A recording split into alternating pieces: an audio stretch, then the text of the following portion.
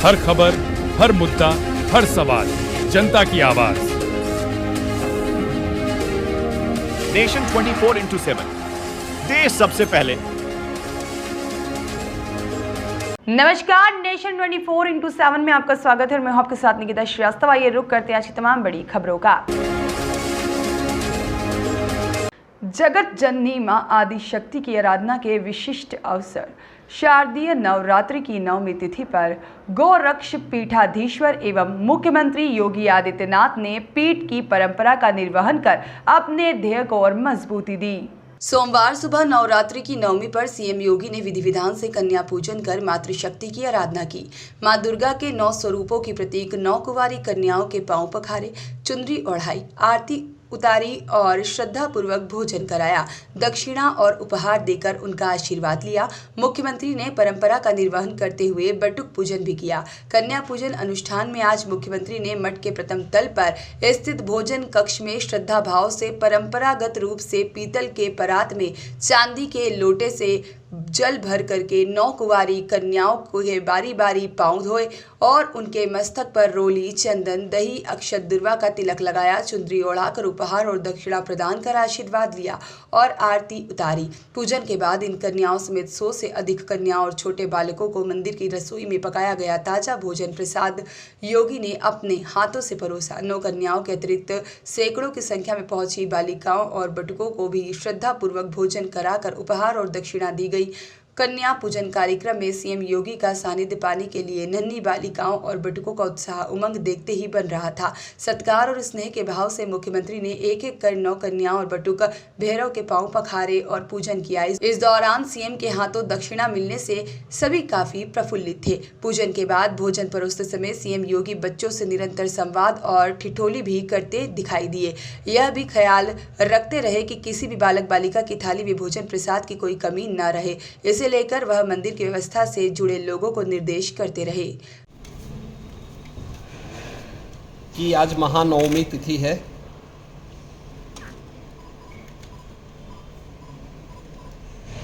इस अवसर पर पूरे प्रदेश वासियों को हृदय से बधाई। जगत जननी मां भगवती दुर्गा के जिन 9 स्वरूपों की अलग अलग तिथि पर पूजन और अनुष्ठान का कार्यक्रम संपन्न होता है, आज का जो रूप है वह सिद्धिदात्री का है।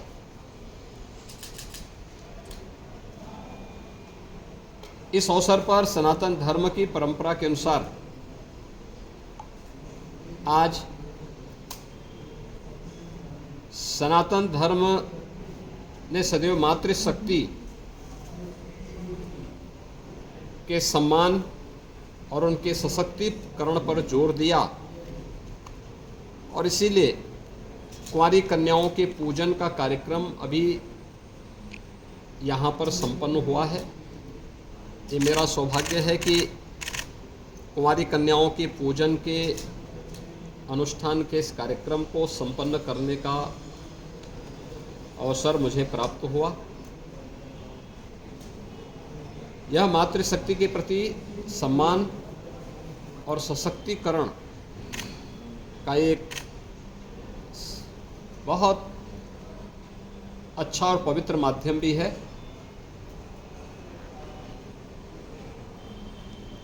पूरे प्रदेश में इस अवसर पर जहां 9 दुर्गा पूजा के कार्यक्रम हर्षोल्लास और उमंग के साथ आयोजित हो रहे हैं, वहीं शासन के स्तर पर मिशन शक्ति का कार्यक्रम भी बहुत प्रभावी ढंग से आगे बढ़ रहा है।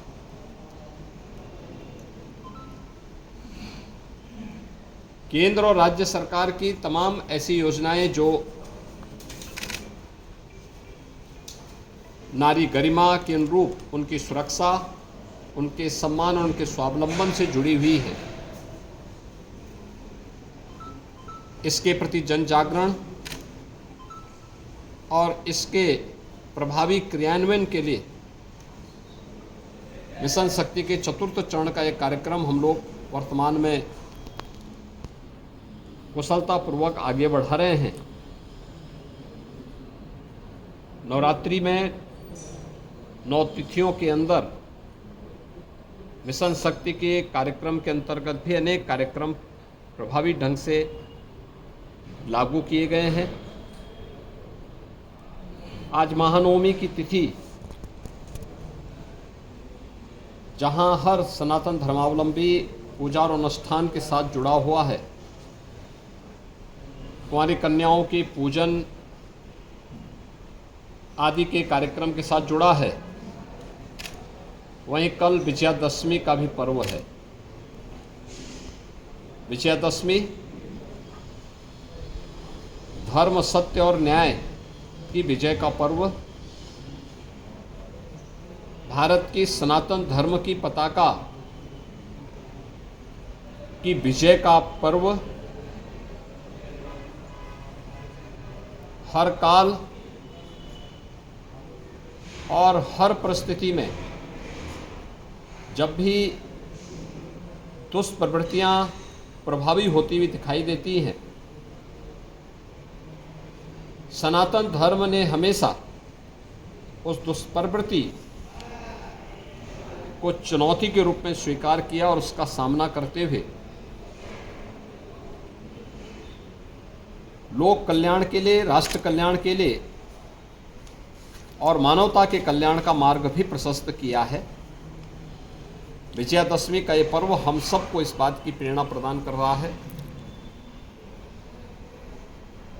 प्रभु श्री राम की दुराचारी रावण पर विजय के महापर्व के रूप में हम लोग विजयादशमी के इस आयोजन को संपूर्ण भारत में और पूरी दुनिया के अंदर जहाँ कहीं भी सनातन धर्मावलंबी निवास करता है, वह बड़े उत्साह और उमंग के साथ इस आयोजन के साथ जुड़ता है। रामलीलाओं के आयोजन हो रहे हैं, जगह जगह अनेक प्रकार के आयोजन इस अवसर पर हो रहे हैं।